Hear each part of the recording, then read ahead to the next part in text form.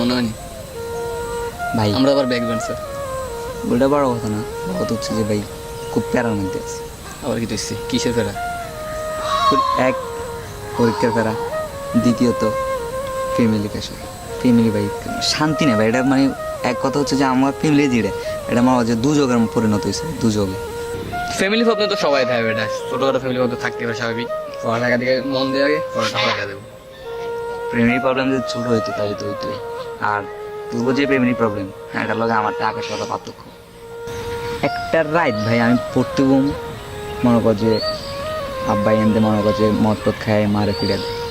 মানে এটাই কেমন আগে ভাই আমি ছবিতে এরম দেখতাম, আর এন যত মানে দিন দিন বাড়তেছে, দিন যাইতেছে তত হের ইয়ে বাড়তেছে। আর চলে কার লগের ভাই, যদি বন্ধু বান্ধবের বয়সে পোলাপানের লগে আর আব্বা বই বেটা মদ খায়, হে জুয়া খেলে, এটা কি মানা যায় ভাই? মানে এমন কোন একটা রাইট নেই যে